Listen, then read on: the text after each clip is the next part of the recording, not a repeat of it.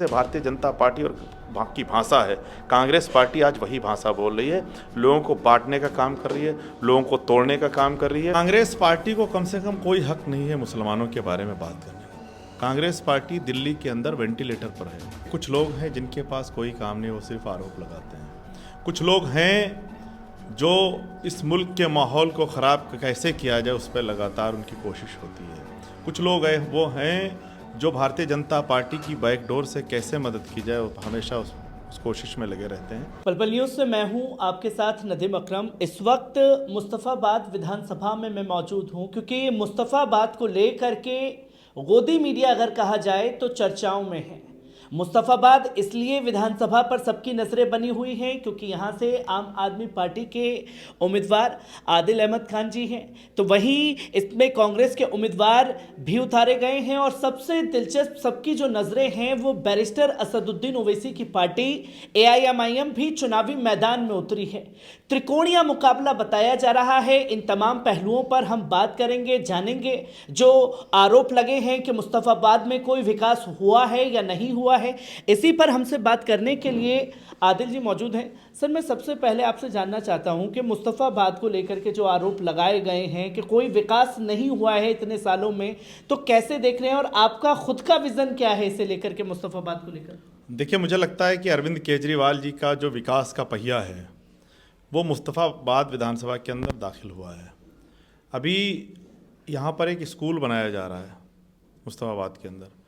मुझे नहीं लगता कि जब से मुस्तफ़ाबाद विधानसभा वजूद में आई है किसी ने इतना शानदार स्कूल बनाया होगा। कल मैं परसों मेगा PTM था और मैं यहाँ एक तुकमैलपुर स्कूल है वहाँ गया था। मुझे भी थोड़ी देर के लिए यकीन नहीं हुआ कि ये सरकारी स्कूल है।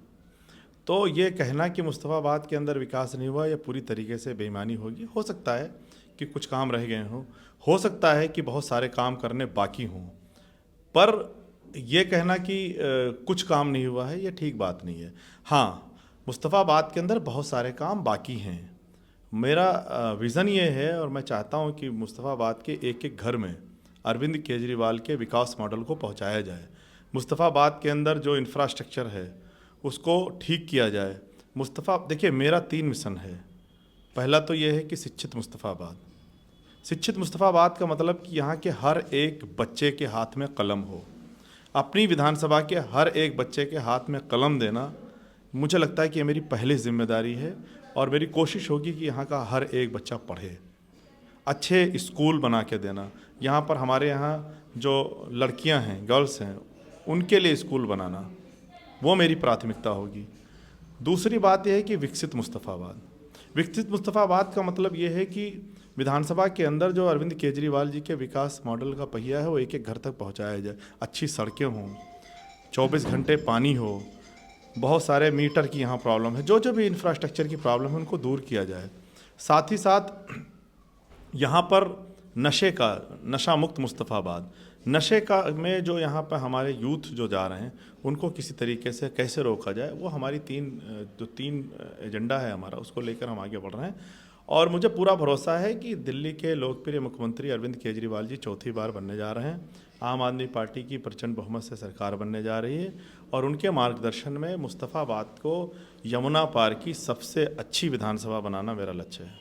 आपका लक्ष्य जो है मुस्तफ़ाबाद को सबसे अच्छा बनाना है। मैं ये साथ ही साथ जानना चाहूँगा क्योंकि त्रिकोणीय मुकाबला बताया जा रहा है मुस्तफ़ाबाद में लेकर के, आप भी चुनावी मैदान में हैं, कांग्रेस की तरफ से भी उम्मीदवार उतारे गए हैं और AIMIM भी चुनावी मैदान में उतरी हुई है, तो कैसे देख रहे हैं इस चुनाव को? क्योंकि ओवैसी साहब आए, क्योंकि मंचों से ऐलान किया गया कि आपने आज तक एक स्कूल जो है मुस्तफ़ाबाद में क्यों नहीं दिया, लोग जेलों के अंदर क्यों जा रहे हैं, तो कैसे देख रहे हैं इन चीज़ों को जो बड़े आरोप लगाए गए? देखिए, कुछ लोग हैं जिनके पास कोई काम नहीं, वो सिर्फ आरोप लगाते हैं।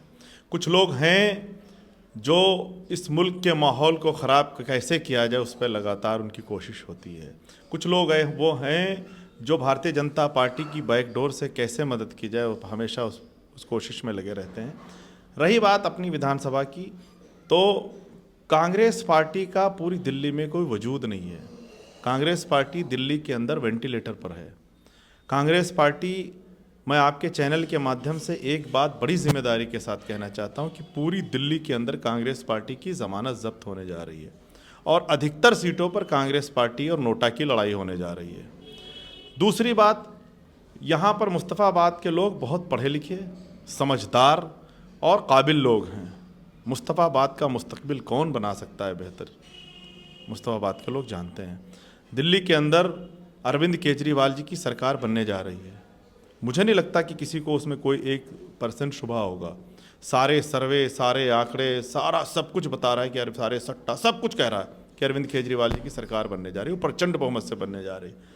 मुस्तफ़ाबाद के लोग जानते हैं और ये चाहते हैं कि उस सरकार में मुस्तफ़ाबाद की मजबूत हिस्सेदारी हो।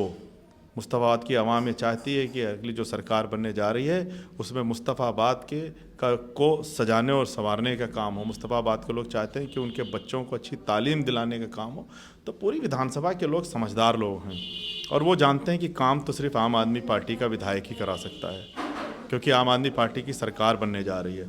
तो एक साथ मुस्तफ़ाबाद के लोग आम आदमी पार्टी के साथ खड़े हैं, खूब समर्थन मिल रहा है, सभी समाज का समर्थन मिल रहा है और हम मुस्तफ़ाबाद की सीट मुस्तफ़ाबाद के लोगों के साथ मिलकर जीतने जा रहे हैं। मुस्तफ़ाबाद की सीट को लेकर के ही आरोप लगाए गए। भारतीय जनता पार्टी खुद ये कहते हुए नजर आए, उनके नेता ये कहते हुए नजर आ रहे हैं कि मुस्तफ़ाबाद के नलों से नाले का पानी आता है, बुजुर्गों को कोई जो फ्री इलाज है वो नहीं दिया जा रहा, महिलाओं को 2100 रुपये देने का ऐलान केजरीवाल साहब ने किया तो हमने देखा कि 1100 रुपये बांटना प्रवेश वर्मा ने शुरू कर दिया। तो कैसे देखते हैं कि एक जो आप लगातार काम कर रहे हैं उसका डर है और दूसरी तरफ ये कहा जाता है कि केजरीवाल ने तो कोई काम ही नहीं किया।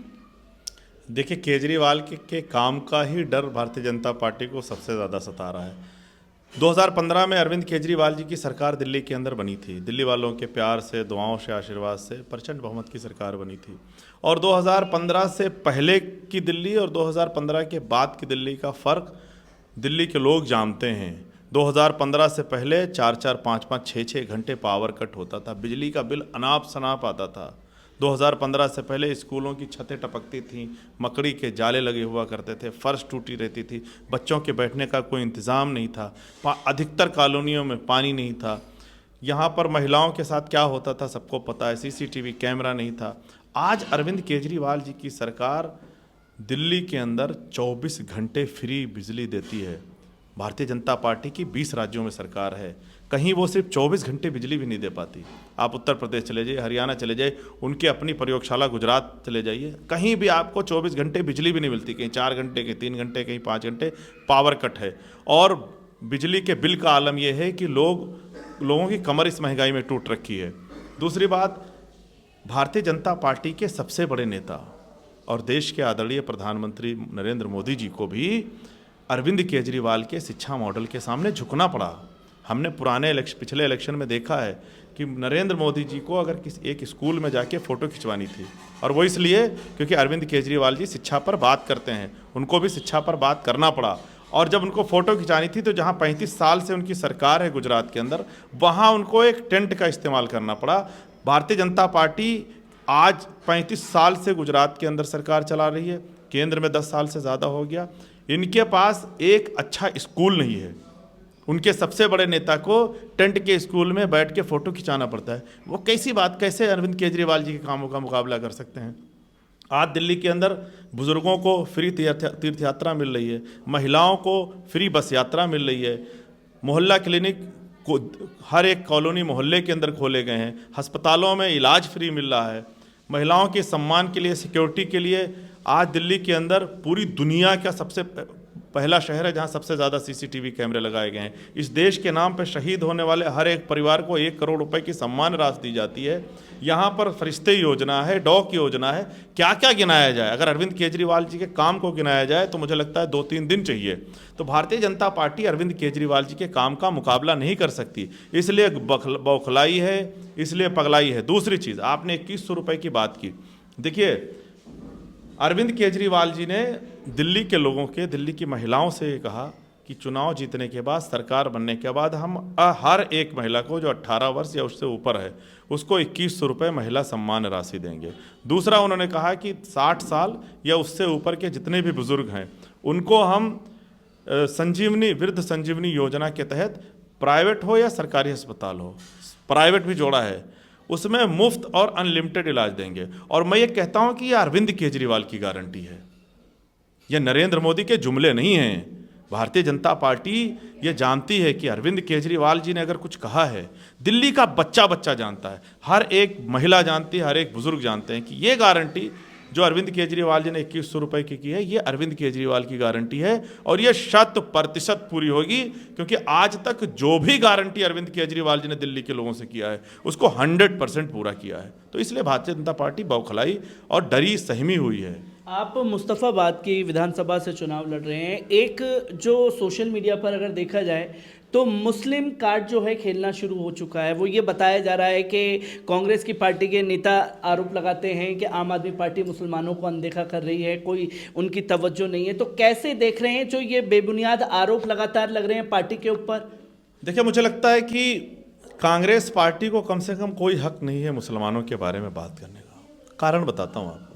आज़ादी के 75 साल हो गए, आज तालीम से सबसे ज़्यादा अगर कोई दूर है तो मुसलमान है, और उसका पूरा का पूरा डिसक्रेडिट कह लीजिए या क्रेडिट कह लीजिए वो कांग्रेस पार्टी को जाता है। बच्चों को तालीम से दूर करके पूरे समाज को आपने एक पूरे जो सिस्टम उससे काट दिया। आज आपने किया क्या कि एजुकेशन सिस्टम को ख़त्म किया। मुस्लिम बस्तियों में स्कूल नहीं थे, दलित बस्तियों में स्कूल नहीं थे, आपने एक पूरे तबके को एजुकेशन से गायब कर दिया। अरविंद केजरीवाल की जो सबसे शानदार स्कीम है वो बच्चों को अच्छी शिक्षा देना। मेरा मानना है कि जिस भी समाज को आगे बढ़ाना है, जिस भी सोसाइटी को आगे बढ़ाना है, उनके बच्चों को आप कलम दे दीजिए। अरविंद केजरीवाल जी ने दिल्ली के हर एक बच्चे को कलम दिया है, चाहे वो गरीब हो और चाहे वो अमीर हो, चाहे वो हिंदू हो चाहे मुसलमान हो, चाहे वो सिख हो चाहे ईसाई हो। और मैं आम आदमी पार्टी के कार्यकर्ता होने के नाते अपने आप में गर्व महसूस करता हूँ, प्राउड फील करता हूँ कि मेरे नेता ने दिल्ली के हमारी दिल्ली के, मेरी दिल्ली के हर एक बच्चे को कलम दिया है। मुस्तफ़ाबाद उनमें से एक है। अगर अरविंद केजरीवाल जी मुस्तफ़ाबाद के अंदर अच्छी एजुकेशन का इंतज़ाम करते हैं तो मुझे लगता है कि इससे शानदार चीज़ कोई नहीं हो सकती। मेरे करीब, मैं पढ़ा लिखा युवा हूँ, मेरे करीब तालीम से ज़्यादा कोई चीज़ मायने नहीं रखती। और मैं ये मानता हूँ कि जिस समाज, जिस सोसाइटी को आगे बढ़ाना है उसको आप एजुकेशन से और तालीम से जोड़ दीजिए। अरविंद केजरीवाल जी ने पूरी दिल्ली को, उसमें मुस्तफ़ाबाद भी शामिल है, तालीम की तरफ जोड़ा है। अपने बजट का 25% से ज़्यादा तालीम पर खर्च करते हैं। तो मेरा मानना है कि जिस तरीके से भारतीय जनता पार्टी और की भाषा है, कांग्रेस पार्टी आज वही भाषा बोल रही है। लोगों को बांटने का काम कर रही है, लोगों को तोड़ने का काम कर रही है।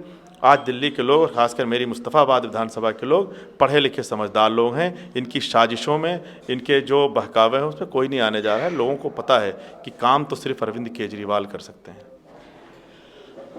आदिल अहमद खान जी हमारे साथ मौजूद थे, जिन्होंने बताया कि मुस्तफ़ाबाद को किस तरीके से आगे बढ़ाने का काम किया जाएगा और ये जनता वाकई बता देगी इस चुनाव में कि वो आखिरकार किसे चाहती है। ये तस्वीरें लोगों के सामने होंगी।